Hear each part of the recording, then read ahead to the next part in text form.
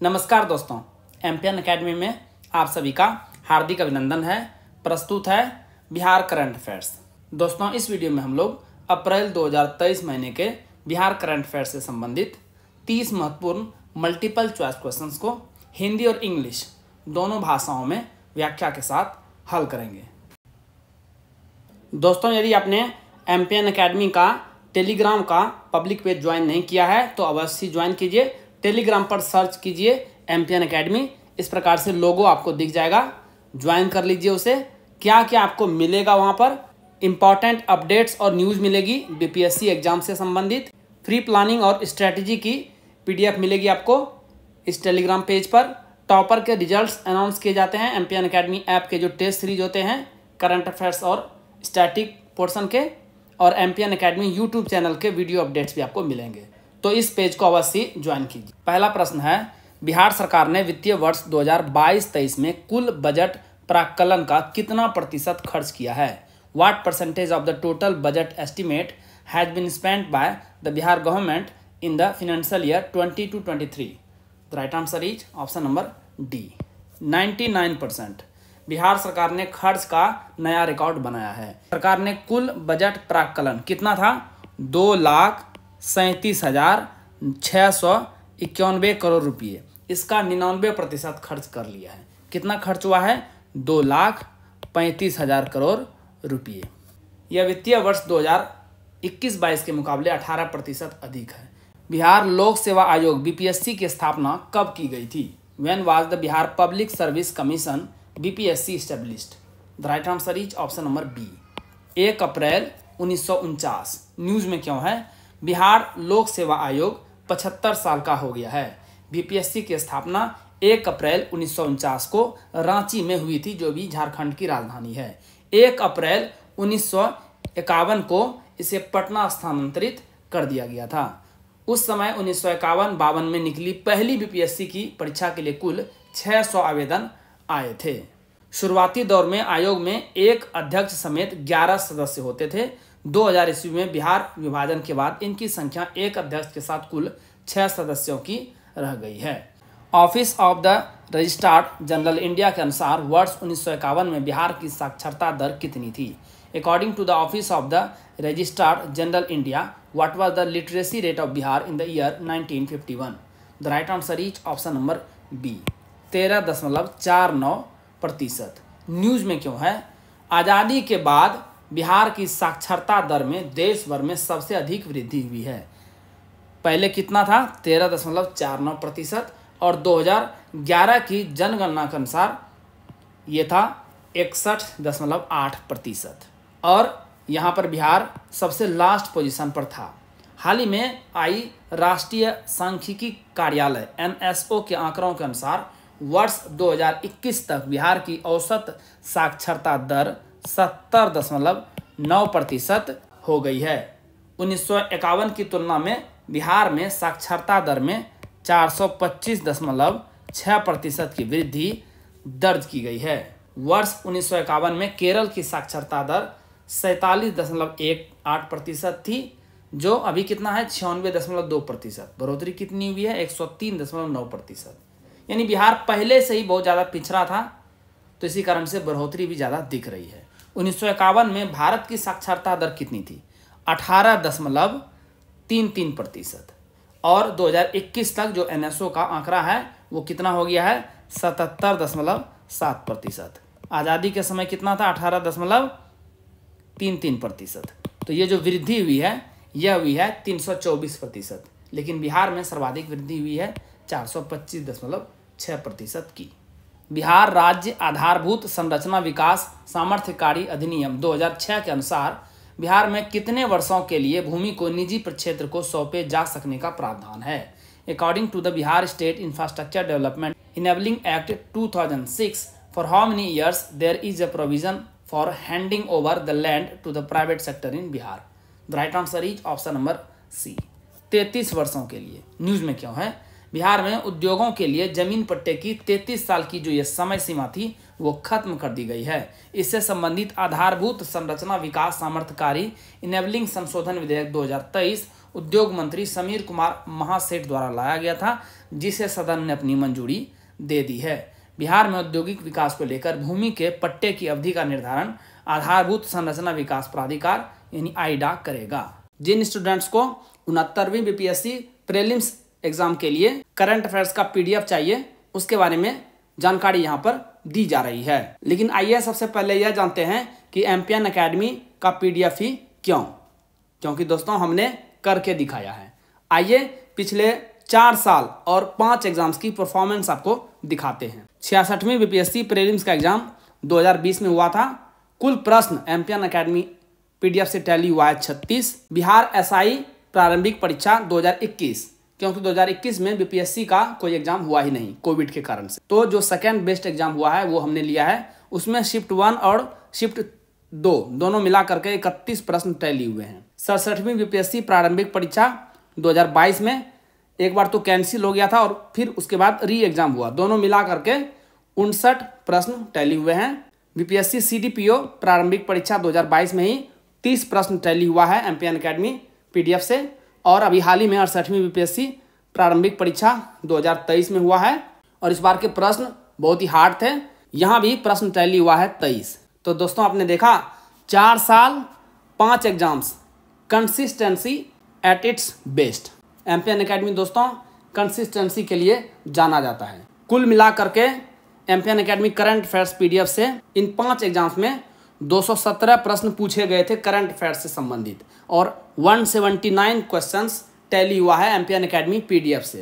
तो परफॉर्मेंस क्या रहा 82.49% and that is Empion academy for you. दोस्तों इन सभी एग्जाम्स में पूछे गए करंट अफेयर्स जो कि एम्पियन एकेडमी से टैली हुए हैं, इस सभी की वीडियो आपको इस यूट्यूब चैनल पर मिल जाएगी और हमारे एम्पियन एकेडमी के टेलीग्राम पेज पर भी वीडियो का लिंक आपको मिल जाएगा। आपको इन सभी वीडियोस को देखना चाहिए क्योंकि इससे आपको पता चलेगा कि किस प्रकार से प्रश्न बीपीएससी प्रीलिम्स एग्जाम्स में पूछे जाते हैं और एम्पियन एकेडमी का इस्तेमाल आप लोग इसे क्रैक करने में कैसे कर सकते हैं। आइए अब बात करते हैं कि 69वीं BPSC prelims exam current affairs PDF जो एम्पियन एकेडमी द्वारा जारी की जाती है क्या क्या आपको मिलेगा और किस प्रकार से आप साल भर के करंट अफेयर्स को सिस्टमेटिक तरीके से केवल 18 घंटे में रिवाइज कर सकते हैं एक बार।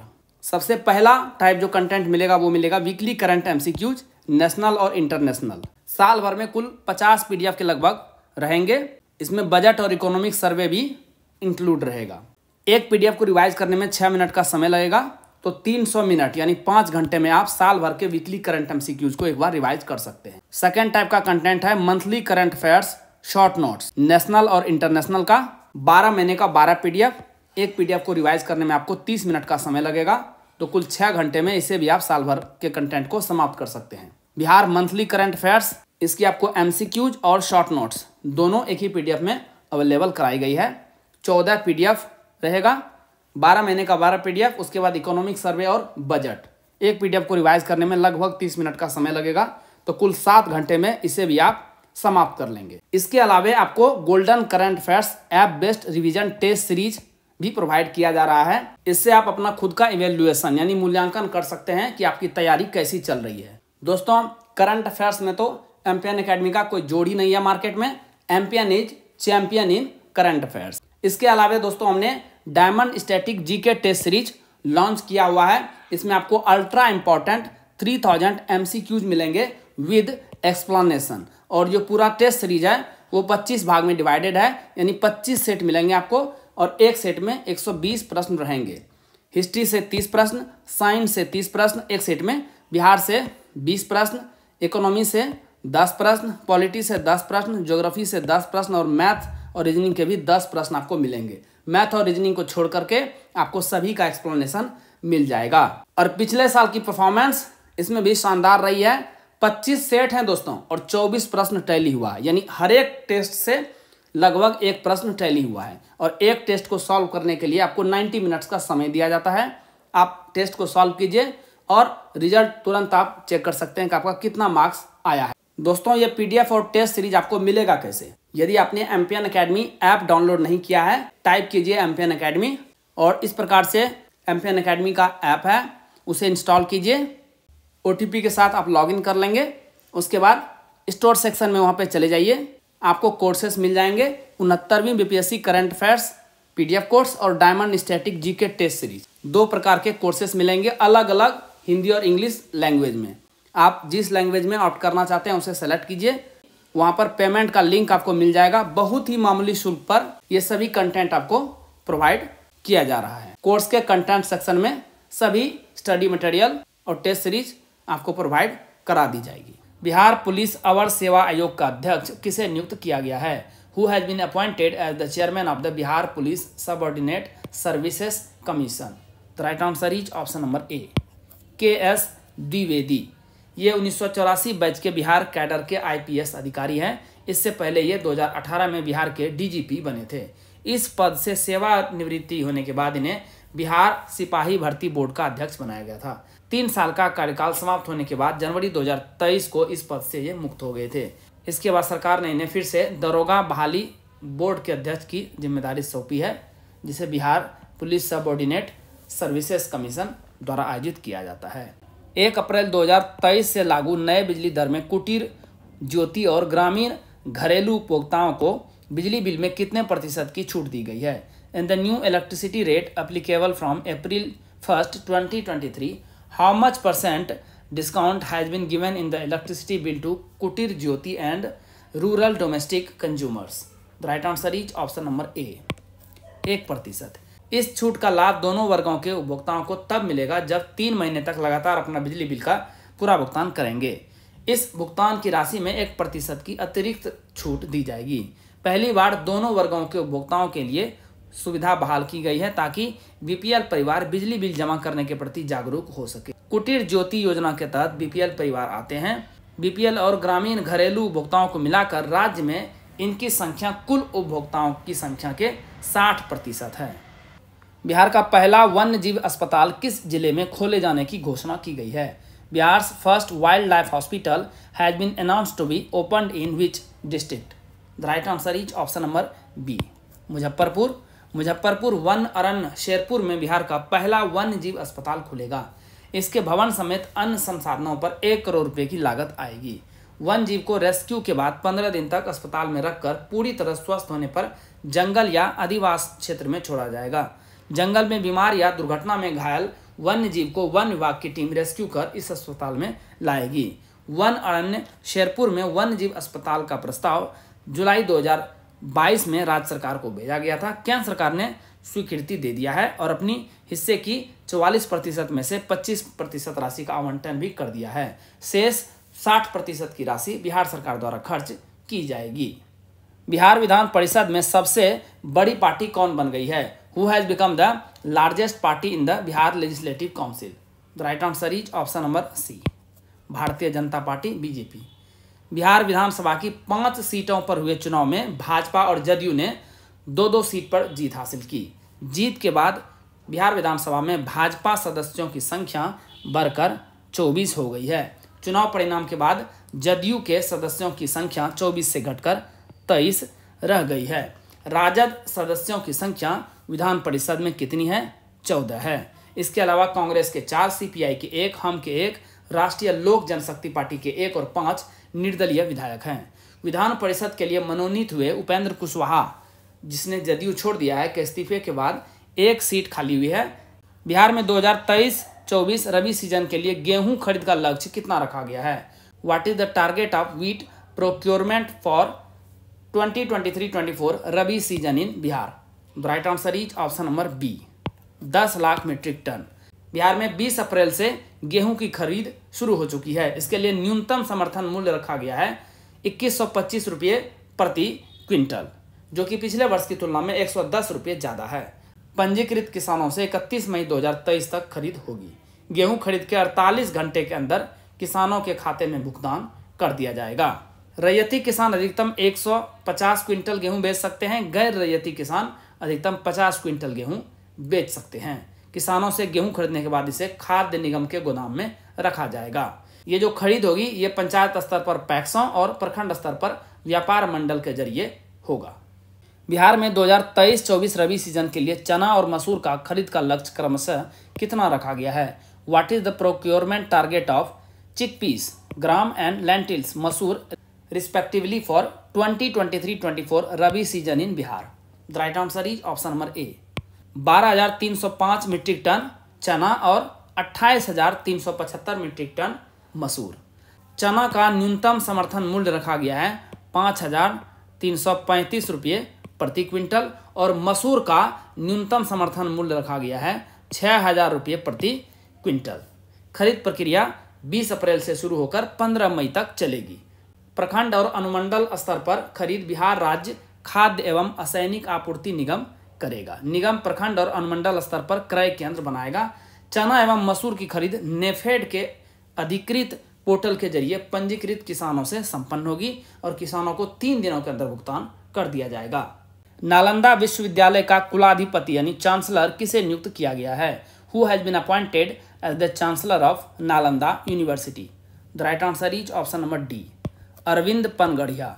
विदेश मंत्रालय ने नीति आयोग के पहले उपाध्यक्ष पद्म भूषण पुरस्कार से सम्मानित कोलंबिया विश्वविद्यालय में अर्थशास्त्र के प्रोफेसर 70 वर्षीय प्रोफेसर अरविंद पनगढ़िया की नियुक्ति का पत्र जारी कर दिया है। इससे पहले प्रोफेसर पनगढ़िया नालंदा विश्वविद्यालय के गवर्निंग बोर्ड के सदस्य रह चुके हैं। नालंदा विश्वविद्यालय भारतीय संसद के अधिनियम द्वारा स्थापित राष्ट्रीय महत्व का अंतर्राष्ट्रीय संस्थान है। नमामि गंगे कार्यक्रम के तहत बिहार के गोपालगंज जिले में किस नदी पर रिवर फ्रंट के विकास के साथ ही 2 घाटों का निर्माण किया गया है? Under the Namami Gange programme 2 ghats have been constructed along with the development of river front on which river in Gopalganj district of Bihar? The right answer is option number D Narayani नदी। राष्ट्रीय जलमार्ग अधिनियम 2016 के अनुसार भौसलोटन बैराज से लेकर बिहार के हाजीपुर में गंडक और गंगा नदी के संगम स्थान तक गंडक नदी को देश भर के 111 अन्य नेशनल वाटरवेज के साथ राष्ट्रीय जलमार्ग NW37 के रूप में नामित किया गया है। गंडक नदी को ही गंडकी और नारायणी नदी के नाम से भी जाना जाता है, ध्यान में रखिएगा। तो गंडक भी यदि ऑप्शन हो तो सही जवाब होगा। बिहार में वाल्मीकि राष्ट्रीय उद्यान और टाइगर रिजर्व इस नदी के तट पर स्थित है। गंडक नदी नेपाल सीमा के पास तिब्बत में धौलागिरी के उत्तर में मुख्य समुद्र तल से 7,620 मीटर की ऊंचाई से निकलती है। किस वास्तुकला से निर्मित उत्कृष्ट निर्माण के लिए बिहार को विश्वकर्मा पुरस्कार से सम्मानित किया गया है? Bihar has been awarded the Vishwakarma award for the excellent construction made of which architecture? The right answer is option number C Indo Islamic वास्तुकला। बिहार को भारत सरकार से भवन निर्माण के क्षेत्र में विशिष्ट पुरस्कार विश्वकर्मा पुरस्कार से सम्मानित किया गया है। दिल्ली में आयोजित इंडियन कंस्ट्रक्शन मीट 2023 भवन निर्माण विभाग बिहार को इंडो इस्लामिक वास्तुकला से निर्मित अंजुमन इस्लामिया हॉल तस्वीर में देखिए कि उत्कृष्ट निर्माण के लिए यह पुरस्कार दिया गया। वर्ष 2022 में बिहार के किस जिले से सर्वाधिक लोगों ने विदेश की यात्राएं की? From which district of Bihar maximum people travelled abroad in the year 2022? The right answer is option number D Gopalganj. रोजी रोजगार के लिए बिहार से विदेश जाने वालों की संख्या बढ़ी है। बीते 5 वर्षों की तुलना में रिकॉर्ड संख्या में बिहारियों ने वर्ष 2022 में विदेश का रुख किया। विदेश मंत्रालय के अनुसार 2022 में बिहार से 60,945 लोग विदेश गए। सबसे अधिक गोपालगंज से 8,751 लोग विदेश गए।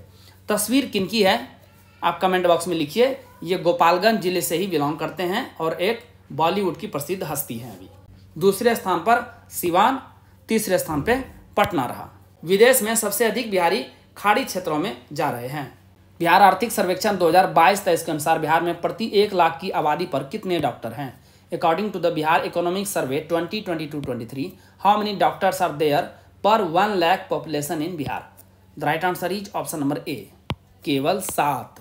प्रति 1 लाख आबादी पर सबसे अधिक अरवल में है 17 और सबसे कम 4 डॉक्टर किशनगंज में है। राज्य में प्रति 1 लाख की आबादी पर 10 ए ग्रेड नर्सें हैं। राज्य में प्रति 10 लाख की आबादी पर 119 सरकारी स्वास्थ्य केंद्र है। बिहार सरकार की ओर से 611 तरह की दवाएं मुफ्त में मरीजों को दी जाती है। देखिए, विश्व स्वास्थ्य संगठन के अनुसार भारत में 10,000 आबादी के लिए कितने डॉक्टर हैं? 7.27। जबकि विश्व स्वास्थ्य संगठन कहता है कि 10,000 की आबादी पर कम से कम 10 डॉक्टर होने चाहिए और बिहार में तो 1 लाख की आबादी पर 7 डॉक्टर है केवल। तो 10,000 पर कितना हो गया बिहार का आंकड़ा? 0.7, जो कि बहुत ही दयनीय स्थिति है। अन्य देशों की तुलना करेंगे, यूएसए में 10,000 पर 35 डॉक्टर है, चीन में 23 और क्यूबा जैसे देश में 84 है। सरकारी स्वास्थ्य केंद्र कितने हैं राज्य में? बिहार आर्थिक सर्वेक्षण 2022-23 के अनुसार 12,338। किस जिले में स्थित बिहार पुलिस अकादमी को केंद्रीय गृह मंत्रालय ने श्रेष्ठ प्रशिक्षण संस्थान के पुरस्कार से नवाजा है? The Bihar police academy located in which district has been awarded the best training institute award by the union home ministry? The right answer is option number D, Nalanda. Rajgir स्थित बिहार पुलिस अकादमी को पूरे पूर्वी क्षेत्र में पुलिस उपाधीक्षकों यानी डीएसपी की ट्रेनिंग के लिए बेहतरीन संस्थान होने के साथ केंद्रीय गृह मंत्री की ट्रॉफी प्रदान की गई है। इस संस्थान को इससे पहले 2020-21 में पुलिस अवर निरीक्षकों के प्रशिक्षण में भी पूर्वी भारत के सर्वश्रेष्ठ प्रशिक्षण संस्थान के लिए गृह मंत्री ट्रॉफी से पुरस्कार दिया जा चुका है। राजगीर पुलिस अकादमी देश का एकमात्र प्रशिक्षण संस्थान है जिसे दोनों ही संवर्ग में पुरस्कृत किया जा चुका है। मुख्यमंत्री नीतीश कुमार द्वारा किस जिले के मोतीपुर में पहले इथेनॉल प्लांट का उद्घाटन किया गया है? In which districts Motipur has the first ethanol plant been inaugurated by chief minister Nitish Kumar? The right answer is option number B, Muzaffarpur. CM Nitish Kumar ने मुजफ्फरपुर के मोतीपुर स्थित मुरारपुर औद्योगिक क्षेत्र में जिले के पहले एथेनॉल प्लांट का उद्घाटन किया। 2020 में केंद्र सरकार से अनुमति मिलने के बाद राज्य में एथेनॉल नीति बनाई गई। केंद्र सरकार को 152 एथेनॉल प्लांट के लिए प्रस्ताव भेजा गया था, लेकिन मंजूरी मिली है केवल 17 को। मुजफ्फरपुर में 4 प्लांट खुलने हैं। मोतीपुर औद्योगिक क्षेत्र में 23 एकड़ भूमि पर 152 करोड़ की लागत से यह पहली इकाई खुल गई है। इस प्लांट से प्रतिदिन 110 किलो लीटर एथेनॉल उत्पादन के साथ 3 मेगावाट बिजली भी बनेगी।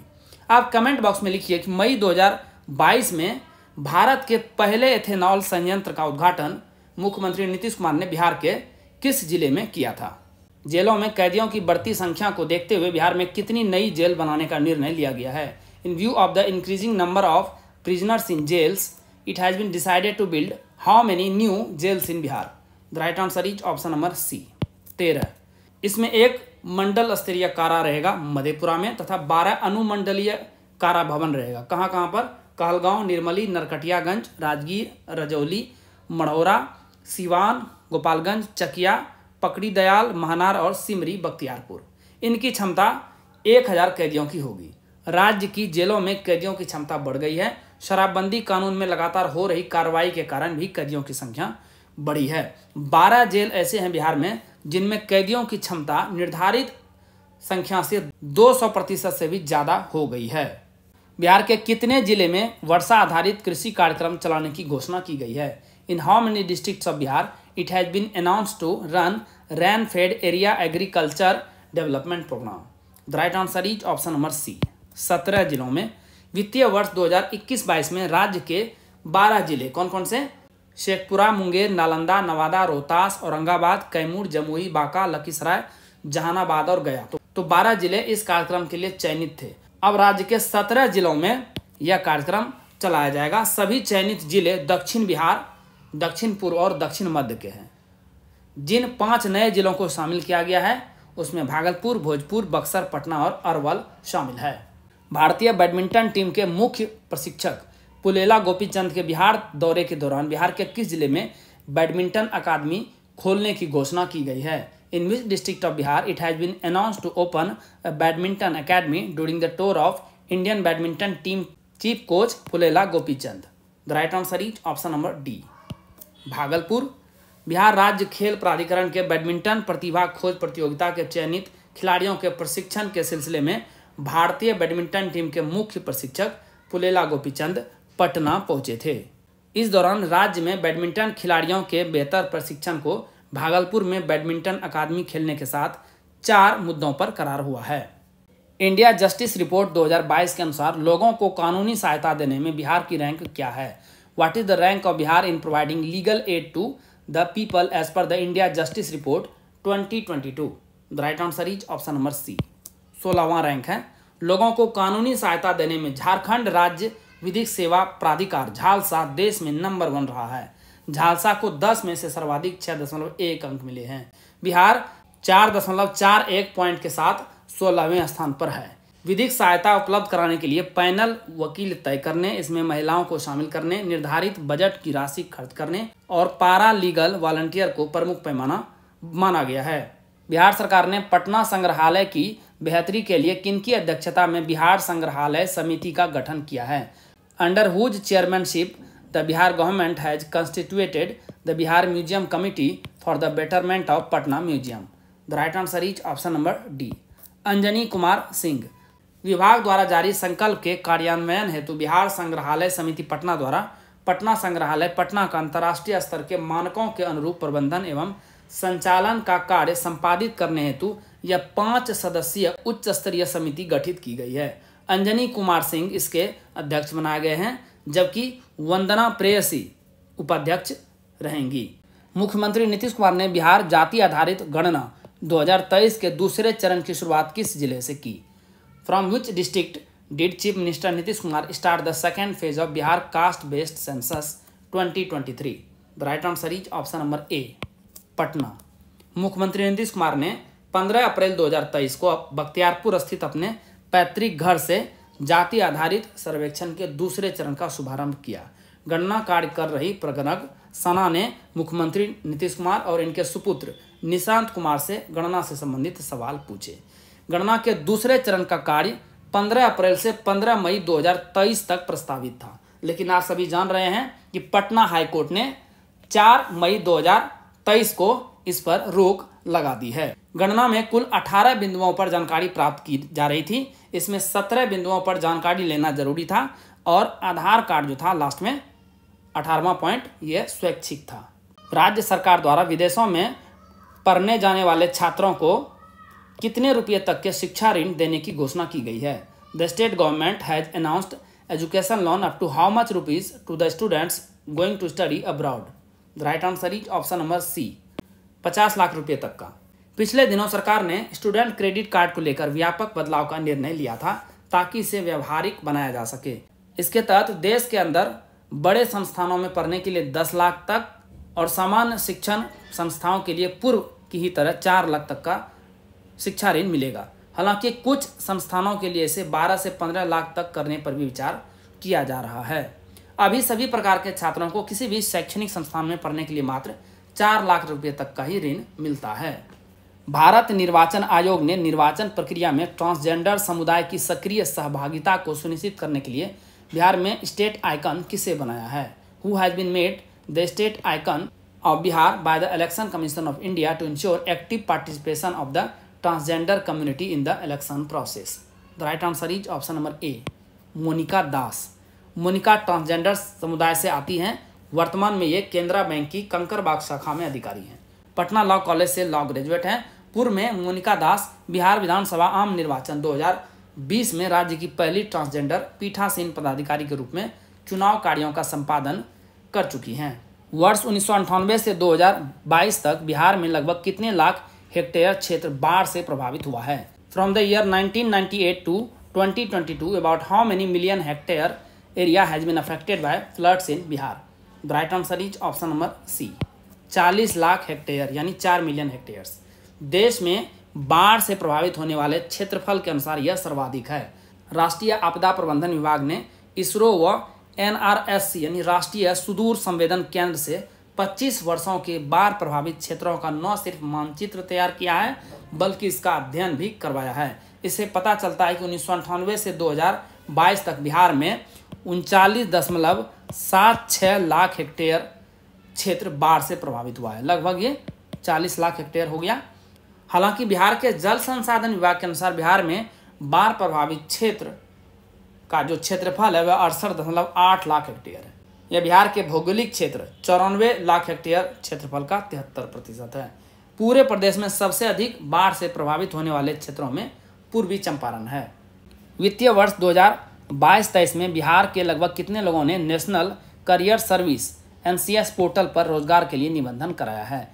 Approximately how many people of Bihar have registered for employment on the National Career Service NCS portal in the financial year 2022-23?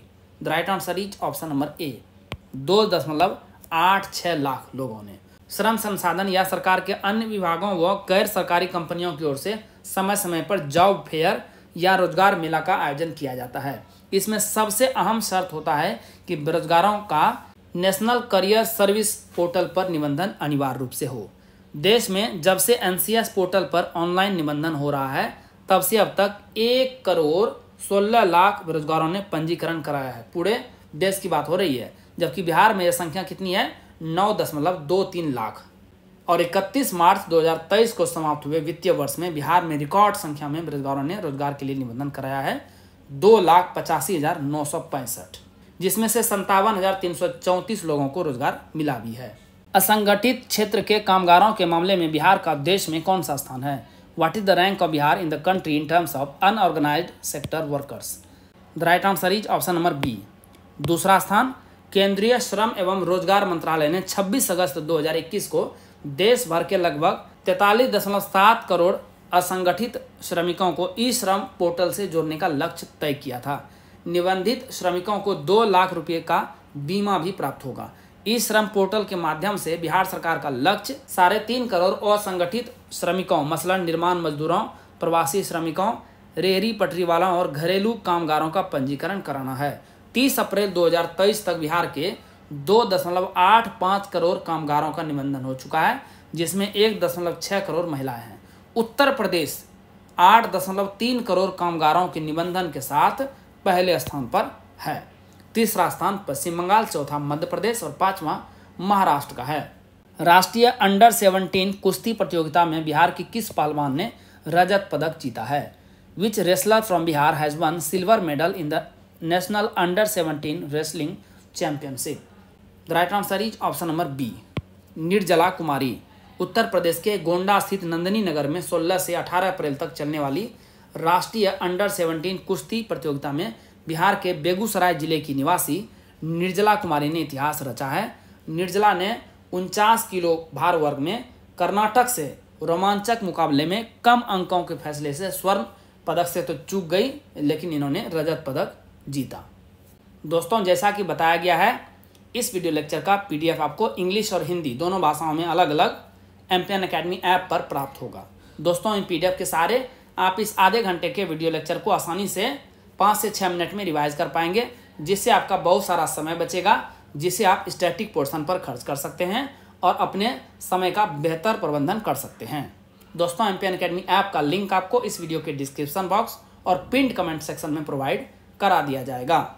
चलिए अंतिम प्रश्न को हल करते हैं। बिहार के किस व्यक्ति ने 1 वर्ष से 10,000 वर्ष तक के बीच के 16 कैलेंडर तिथियों के दिन का सही हिसाब 1 मिनट में देकर Guinness Book of World Record में नाम दर्ज कराया है? Which person from Bihar has registered his name in the Guinness Book of World Records by giving the correct answer of the day of 16 calendar dates between 1 year to 10,000 years in 1 minute? The right answer is option number A, Abhay Kumar. करोड़ों वर्ष की किस तिथि को कौन सा दिन पड़ेगा, इसकी जानकारी हाजीपुर वैशाली के अभय कुमार कुछ सेकंड्स में दे सकते हैं, इसीलिए इन्हें कहा गया है गूगल से भी तेज निकला है यह। ऐसा करने वाले ये देश के इकलौते व्यक्ति हैं। 27 दिसंबर को Guinness Book of World record के लिए समय मिला था। इसमें कंप्यूटर से निर्धारित 16 विभिन्न तिथियों के दिन का सही जवाब इन्होंने 1 मिनट में दे दिया और अभय को 3 अप्रैल 2023 को Guinness Book of World record का सर्टिफिकेट भी प्राप्त हो गया है। दोस्तों, अप्रैल 2023 महीने के बिहार करंट अफेयर से संबंधित जितने भी महत्वपूर्ण प्रश्न बन सकते थे उसे हमने 30 MCQs में शामिल किया है। लेकिन दोस्तों, इसके अलावा भी ऐसे बहुत सारे करंट अफेयर्स के कंटेंट होते हैं जो उतने महत्वपूर्ण नहीं होते हैं, लेकिन एग्जाम्स में कई बार दिखाई दे जाते हैं। इसी के लिए हमने ये चलते चलते सेक्शन का अतिरिक्त करंट अफेयर्स वाला सेक्शन तैयार किया है। दोस्तों, इसे वीडियो में शामिल नहीं किया जा रहा है क्योंकि इससे वीडियो काफ़ी लंबा हो जाएगा। ये आपको PDF के रूप में पॉइंट वाइज फॉर्म में मिलेगा। दोस्तों, इसी के साथ बिहार करंट अफेयर्स के इस संस्करण को समाप्त करने की आपसे इजाज़त चाहूँगा। वीडियो देखने के लिए बहुत बहुत धन्यवाद। Thank you very much. जल्द ही मिलते हैं अगले वीडियो में। All the best for your exam preparation.